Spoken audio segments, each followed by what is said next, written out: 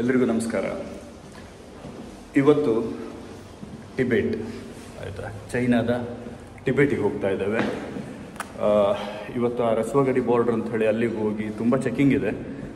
ಸುಮಾರು ಒಂದು 8-9 ಕಡೆ ಚೆಕ್ಕಿಂಗ್ ನಡಿಬೋದು ಅಂತ ಹೇಳ್ತಾರೆ. ಅಂದರೆ ಅಲ್ಲಿಗೆ ಹೋಗಿ ಇವತ್ತು ಕ್ರಾಸ್ ಆಗಲಿಕ್ಕಾದರೆ ಇವತ್ತು ಕ್ರಾಸ್ ಆಗ್ತೇವೆ, ಇಲ್ಲಾಂದರೆ ನಾಳೆ ನೇಪಾಳನ್ನು ಕ್ರಾಸ್ ಆಗಿ ಟಿಬೆಟಿಗೆ ಹೋಗ್ತೇವೆ, ಗೈರೋಂಗ್. ಓಕೆ, ಮುಂದುವರಿಯುವ.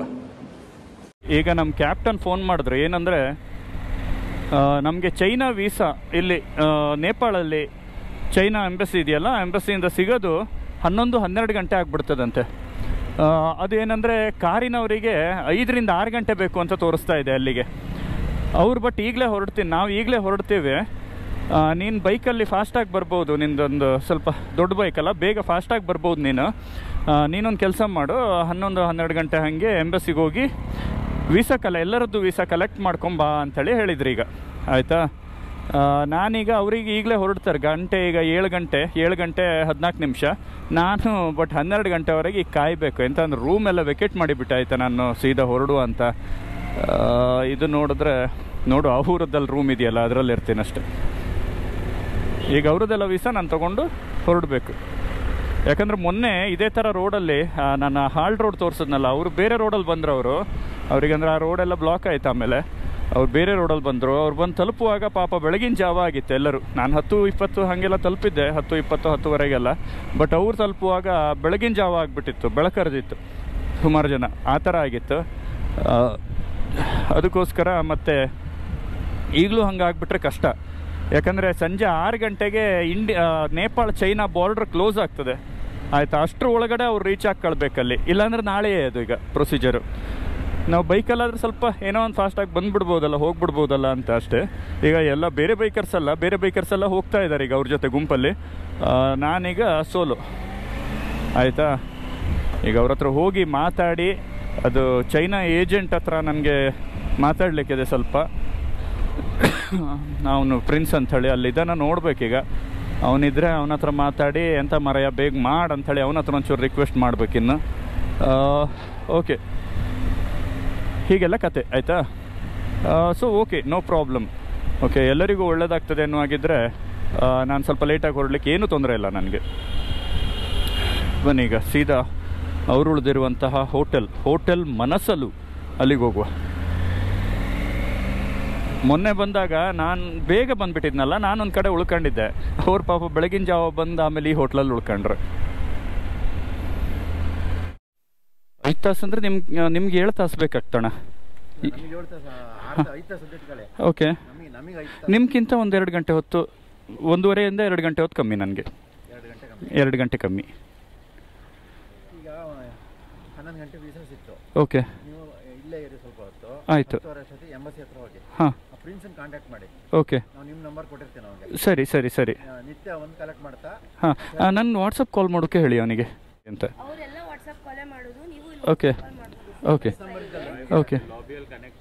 ಓಕೆ. ನೀವೆಲ್ಲ ಈಗ ರೂಮ್ ವೆಕೇಟ್ ಮಾಡಿಬಿಟ್ರೆ? ಹಾಂ, ಕೀ ಅದು ನೀವು ಹೇಳಿಬಿಡಿ ಅವ್ರ ಹತ್ರ, ಮತ್ತು ಅವ್ರು ಕಿರಿಕಿರಿ ಮಾಡ್ತಾರೆ ಅವರು. Bhaiya, I will meet you in border. I'll get your visa and everything. I'll meet you in border. I'll be here, okay? Yeah, I am waiting for this team visa. After getting visa only, I'll leave. Okay? I'll be there in lobby or something. I'll sit there. Yeah, I'll be here. Huh? Okay. Huh? Okay, ನಾನೊಂದು 10:30 ಅವನಿಗೆ ಕಾಲ್ ಮಾಡ್ತೇವೆ ಒಂದ್ಸಲ. Okay, ಸರಿ. Prince number ಇದೆ. ಹಾಂ, okay.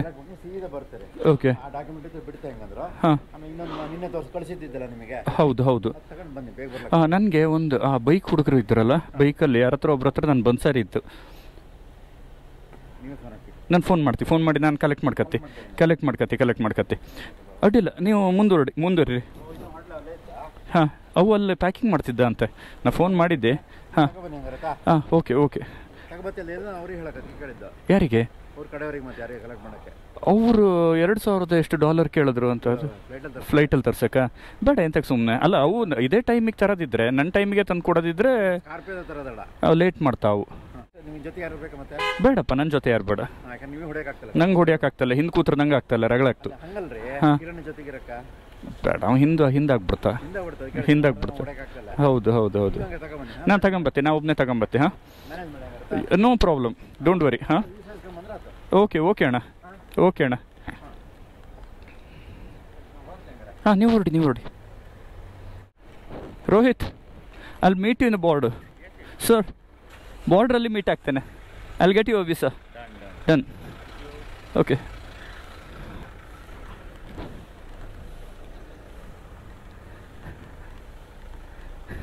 Sir visa நான் கொண்டு வரேன் நான் கொண்டு வரேன் உங்களுக்கு வீசா எல்லாம் 12 மணிக்கு கிடைக்கும் அப்படியா 12 மணிக்கு கிடைக்கும் 12 மணிக்கு நான் அதை கொண்டு வரேன் வாங்கிட்டு கொண்டு வரேன் okay okay sir okay thank you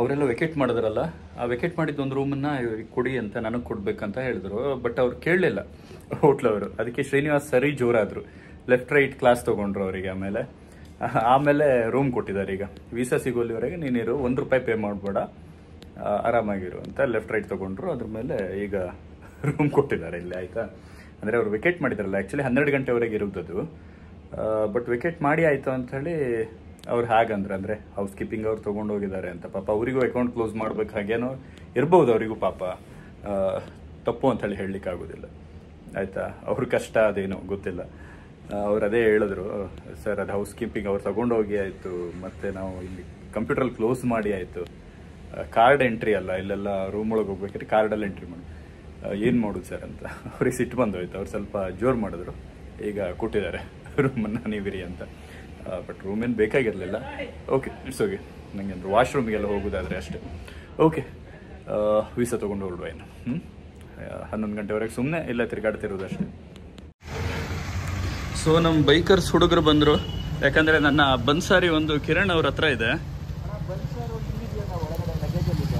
ಓ ನಂಗೆ ಬೇಕೇ ಬೇಕೀಗ ಇಲ್ಲಾಂದರೆ ನೀವು ನನ್ನ ಜೊತೆ ಬರಬೇಕು 11 ಗಂಟೆಗೆ ಹೊರಡೋದು ನಾನು ನಿಮ್ದೆಲ್ಲ ವೀಸಾ ತಗೊಂಡು ಬರೋದು ನಾನೀಗ ನೀವು ಬೇಗ ಬರ್ತೀರಾ ಅಂತ ಹಾಂ ನಾ ಬೇಗ ಬರ್ತೀರಾ ಅಂತ ಓಕೆ ಕಿರಣ್ ಹುಷಾರಾಗಿ ಹೋಗಿ ರೋಡ್ ಹಾಳಿದೆಯಂತೆ ಆಯಿತಾ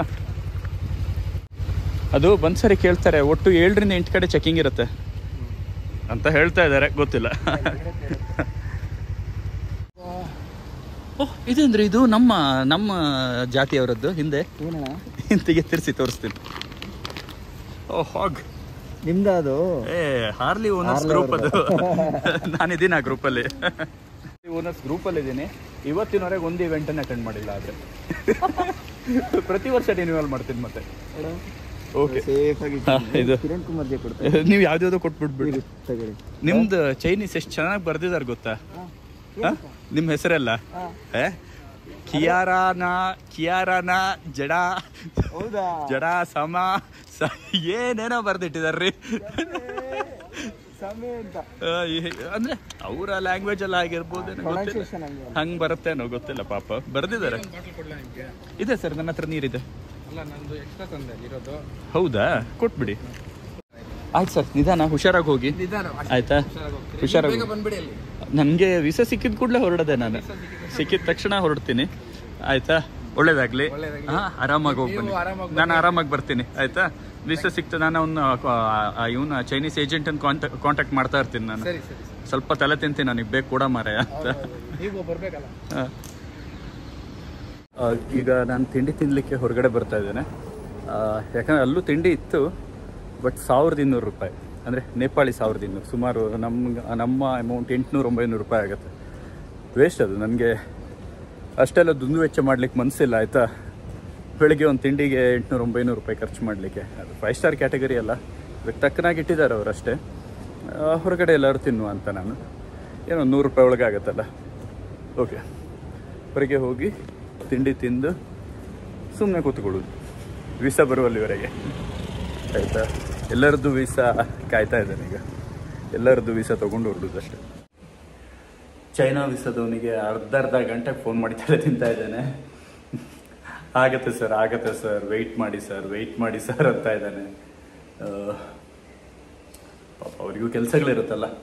ಓಕೆ, ಆಗಲಿ, ಅದು ಕೂಡಲೇ ತೊಗೊಂಡು ಎಲ್ಲರ ವೀಸಾ ತೊಗೊಂಡು ಹೊರಡು ಬಾರ್ಡ್ರಿಗೆ. ಅದುವರೆ ಸುಮ್ಮನೆ ತಿರ್ಗಾಡ್ತಾ ಇರೋದಿಲ್ಲ. ಓಕೆ, ಈಗ ಗಂಟೆ 12 ಆಯಿತು. ಇನ್ನೂ ಚೈನಾದ ಗ್ರೂಪ್ ವೀಸಾ ಬರಲಿಲ್ಲ. ಅವರೆಲ್ಲ ಒಂದು 7:15 ಹೊರಟಿದ್ರು ಎಲ್ಲರೂ. ನಾನು ವೆಯ್ಟ್ ಮಾಡ್ತಾ ಇದ್ದೇನೆ ಇಲ್ಲಿಗ. ಆಯಿತಾ, ವೀಸಾ ಇನ್ನೂ ಆಗ್ತಾ ಇದೆ, ಪ್ರೊಸೀಜರ್ ಆಗ್ತಾ ಇದೆ ಅಂತ ಹೇಳ್ತಾ ಇದ್ದಾರೆ. ನೋಡುವ ಎಂತ ಆಗುತ್ತೆ ಗೊತ್ತಿಲ್ಲ. ಇನ್ನು ಬಾರ್ಡ್ರಿಗೆ ಹೋಗ್ಬೇಕು. ಅವರೆಲ್ಲ ಮೇ ಬಿ ಇನ್ನೊಂದು 2 ಗಂಟೆ ಹೊತ್ತಲ್ಲಿ ಅವ್ರು ರೀಚ್ ಆಗ್ಬೋದು, ಕಾರು ಬೈಕ್ ಹೋದವರೆಲ್ಲ. ನಾನಿನ್ನೆಲ್ಲ ಕಲೆಕ್ಟ್ ಮಾಡ್ಕೊಂಡು ಎಲ್ಲರೂ ವೀಸಾ ಕಲೆಕ್ಟ್ ಮಾಡ್ಕೊಂಡು ಹೊರಡೋದಷ್ಟೇ. ಓಕೆ, ಹುಚ್ಚಿಡಿತಾ ಇದೆ ನನಗೆ 8 ಗಂಟೆಯಿಂದ ಇನ್ನು ವೆಯ್ಟ್ ಮಾಡಿ. Okay,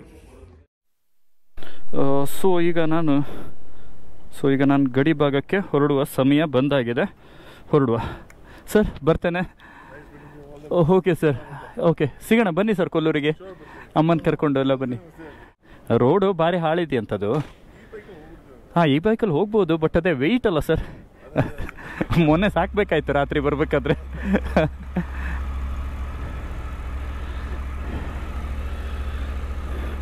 okay sir, will meet you in India. Okay sir, bye. 12:20 ಅಲ್ಲಿಗೆ ಮುಟ್ಟೋದು 5:15 ಅಂತ ತೋರಿಸ್ತಾ ಉಂಟು ಇದರಲ್ಲಿ. ಜಾಸ್ತಿನೇ ಆಗ್ಬೋದೇನೋ, 5:15ಕ್ಕಿಂತ ಜಾಸ್ತಿ ಆಗ್ಬೋದು. ನನ್ನ ಒಂದು ಊಹೆ ಜಾಸ್ತಿ ಆಗ್ಬೋದು. ಅಲ್ಲಿ ಬಾರ್ಡ್ರ್ ಹತ್ರ ಎಲ್ಲ ರೋಡ್ ಹಾಳಿದೆಯಂತೆ. ನಮ್ಮ ಮುರಳಿ ಕೃಷ್ಣ ಸರ್ ಅವರ ಮಗಳು ಹಾಕಿದ್ದಾರೆ, ಸ್ಟೇಟಸ್ಸಿಗೆ ಹಾಕಿದ್ದಾರೆ ಅವರು, ಪ್ರೇರಣಾ ಅಂತ. ರೋಡ್ ಹಾಳಿದೆ ಈ ಕಡೆ ಅಂತ. ಈಗ ಫಸ್ಟ್ ಈ ಸಿಟಿ ದಾಟುವ, ಆಯಿತಾ? ಸಿಟಿ ದಾಟಿ ಆದಮೇಲೆ ಏನೇನಾಯಿತು, ಏನು ಕತೆ ಎಲ್ಲ ಹೇಳ್ತೇನೆ, ಆಯಿತಾ? ಸಿಟಿ ದಾಟ್ಕೊಳ್ಳುವ ಫಸ್ಟ್. ಕತೆ ಏನಾಯ್ತಂದರೆ, ಕೆಲವೊಂದಿಷ್ಟು ವೀಸಾ ಪ್ರೋಸೆಸ್ ಆಗಿದೆ ನಮ್ಮ ಗ್ರೂಪಲ್ಲಿ, ಕೆಲವೊಂದಿಷ್ಟು ವೀಸಾ ಪ್ರೋಸೆಸ್ ಆಗಲಿಲ್ಲ, ಆಯಿತಾ? ಅವ್ರು ಕೊಟ್ಟರೆ ಅಷ್ಟು ಒಟ್ಟಾಗೆ ಕೊಡೋದು. ಈಗ ಅವ್ರು ಎಂತ ಹೇಳ್ತಿದ್ದಾರೆ ಅಂದರೆ, ಲೇಟ್ ಆಗ್ತದೆ, ಸಂಜೆ ಮೇಲೆ ಆಯ್ತು ಕೊಡೋದಂತ. ನಾನು ಹೇಳಿದೆ ಶ್ರೀನಿವಾಸ್ ಅವ್ರ ಹತ್ರ, ನಾನು ತಗೊಂಬರ್ತೀನಿ, ತೊಂದರೆ ಇಲ್ಲ, ನಾಳೆ ಹೋಗುವ, ನೀವು ಸ್ಟೇ ಮಾಡಿ ಅಂತೇಳಿ. ಶ್ರೀನಿವಾಸ್ ಹೇಳಿದ್ರೆ, ಇಲ್ಲ ಮತ್ತು ನೀನು ಕತ್ಲೆ ಮಾಡ್ಕೊಂಡೆಲ್ಲ ಬರೋದು ಬೇಡ, ಇಲ್ಲೇ ರೋಡೆಲ್ಲ ಭಾಳ ಹಾಳಿದೆ, ಮತ್ತೇನಂದರೆ ತುಂಬ ಕರ್ವ್ಸ್ ಇದೆಯಂತ ಅಲ್ಲಿ, ಸಿಕ್ಕಾಪಟ್ಟೆ ಈ ಟರ್ನ್ ಅಂತೆ, ಆಯಿತಾ? ಹಾವು ಥರ ಇದೆ ರೋಡು. ಒಬ್ಬೊಬ್ಬನೇ ನೀನು ರಾತ್ರಿ ಬರಬೇಡ, ಹಾಗೆ ನೀನು ಸೀದಾ ಹೊರಟುಬಿಡಿ. ಈಗ ನಾನು ನಾಳೆ ಅದನ್ನು ಟ್ಯಾಕ್ಸಿ ಮಾಡಿ, ಕಾಠ್ಮಂಡುವಿಂದ ಟ್ಯಾಕ್ಸಿ ಮಾಡಿ ನಾನು ತರಿಸ್ಕೊಳ್ತೆ ಅದನ್ನು. ಅವನ ಹತ್ರ ಟ್ಯಾಕ್ಸಿ ಮಾಡಿ ಕಳಿಸ್ಲಿಕ್ಕೆ ಹೇಳ್ತೆ ನಾನು, ನಮ್ಮ ಚೈನಾ ಏಜೆಂಟ್ ಹತ್ರ ತರಿಸ್ಕೊಳ್ತೆ ನಾನು ಅದರಲ್ಲಿ ಅಂಥೇಳಿ ಅವರು ಹೇಳಿದ್ರು, ಆಯಿತಾ? ನಮ್ಮ ಕ್ಯಾಪ್ಟನ್ ಶ್ರೀನಿವಾಸ್ ಅವರು, ನಿನ್ನ ಇಮಿಡಿಯೇಟ್ ಹೊರಡು ನೀನು, ಮತ್ತು ಲೇಟ್ ಮಾಡಬೇಡ ಅಂತ ಹೇಳಿದ್ರು. ಅದಕ್ಕೆ ನಾನೀಗ ಹೊರಟೆ, ಆಯಿತಾ? ತೊಗೊಂಡ್ರೆ ಎಲ್ಲ ವೀಸಾನು ಒಟ್ಟಿಗೆ ತಗೊಂಡು ಹೋಗೋದು, ಇಲ್ಲ ಅಂದರೆ ಈಗ ಅವರು ಎಲ್ಲ ಒಟ್ಟಿಗೆ ತೊಗೊಂಬರ್ತಾರೆ ಅಷ್ಟೇ. ಸುಮ್ಮನೆ ಕಾದಿದ್ದು ವೇಸ್ಟ್ ಆಯ್ತು, 4-5 ಗಂಟೆ ಟೈಮು ಸುಮ್ಮನೆ ಕೂತ್ಕೊಂಡು ಕಳಿಸ್ತಾ ಇದ್ದಿದ್ದಲ್ಲಿ. ಓಕೆ, ಈಗ ಸೀದಾ ಹೋಗುವ ಚೈನಾ ಬಾರ್ಡ್ರ್ ಹತ್ರ, ನೇಪಾಳ್ ಮತ್ತು ಚೈನಾದ ಗಡಿ ಪ್ರದೇಶಕ್ಕೆ ಈಗ ಹೊರಡುವ. ಇರಬೇಕಾದ್ರೆ ಸಿಕ್ಕಾಪಟ್ಟೆ ಹೊಗೆ ಬರ್ಲಿಕ್ಕೆ ಶುರು ಆಯ್ತಾ ಗಾಡಿಯಿಂದ. ಪ್ರಾಬ್ಲಮ್ ಎಂತ ಅಂದರೆ, ತುಂಬ ಲ್ಯಾಂಡ್ ಸ್ಲೈಡ್ ಆಗ್ತಾ ಇದೆ ಎಲ್ಲ ಕಡೆ ಸ್ಟಕ್ ಆಗಿದೆ. ಬೆಳಗ್ಗೆ 7 ಗಂಟೆಗೆ ಹೊರಟ ನಮ್ಮ ಟೀಮಿನವರು, ನಾನು 1 ಗಂಟೆಗೆ ಹೊರಟಿದ್ದು, ಅವ್ರು 7 ಗಂಟೆಗೆ ಹೊರಟವ್ರು, ಇನ್ನೂ ರೀಚ್ ಆಗಲಿಲ್ಲ ಅಂತೆ. ಇನ್ನೂ ಯಾರಿಗೂ ಕಾಂಟ್ಯಾಕ್ಟ್ ಆಗ್ತಾ ಇಲ್ಲ ಅವರು. ಸ್ವಲ್ಪ ಒಳಗಡೆ ಹೆದರಿಕೆ ಆಗ್ತಾ ಇತ್ತು ಈಗ, ಯಾಕಂದರೆ ಎಲ್ಲ ಕಡೆ ಲ್ಯಾಂಡ್ ಸ್ಲೈಡ್ ಆಗಿತ್ತು. ಎಲ್ಲಿ ಸ್ಟಕ್ ಆಗಿದ್ರು ಏನು ಎಂಥದ್ದು ಗೊತ್ತಾಗ್ತಾ ಇಲ್ಲ. ಟೀಮ್ ಅವ್ರು ಯಾರೂ ಸಿಗ್ತಾ ಇಲ್ಲ. ಬೈಕ್ ಅವರು ಸ್ವಲ್ಪ ಮುಂದಿದ್ರು ಅಂತ ಹೇಳಿ ಒಂದು ಮೆಸೇಜ್ ಬಂತು. ಬಟ್ ಅವರು ಬೆಳಗ್ಗೆ 7 ಗಂಟೆಗೆ ಹೊರಟಿದ್ರು ಇವ್ರ ಜೊತೆ. ಅವ್ರೇನೋ ಸ್ವಲ್ಪ ಮುಂದೋಗಿದಾರಂತೆ. ಏನಾಗಿದೆ ಗೊತ್ತಿಲ್ಲ ನನಗೆ ಈಗ. ನೋಡಿ, ನನ್ನ ಗಾಡಿನ ಈ ಥರ ಟೋ ಮಾಡ್ಕೊಂಡಿದ್ದೇನೆ. ರೋಡ್ ಮಾತ್ರ ತುಂಬ ಹಾಳಿದೆ. ಹೆದರಿಕೆ ಆಗ್ತಾ ಇದೆ ನನಗೆ. ಅವ್ರು ಯಾರು ರೀಚೇ ಆಗಿಲ್ಲ ಅಂತ, ಬೆಳಗ್ಗೆ 7 ಗಂಟೆಗೆ ಹೊರಟವರು ಯಾರು ಕಾಂಟ್ಯಾಕ್ಟಿಗೆ ಸಿಗ್ತಾ ಇಲ್ಲ. ಭಾರಿ ಹೆದರಿಕೆ ಆಗ್ತಾ ಇದೆ ನನಗೆ.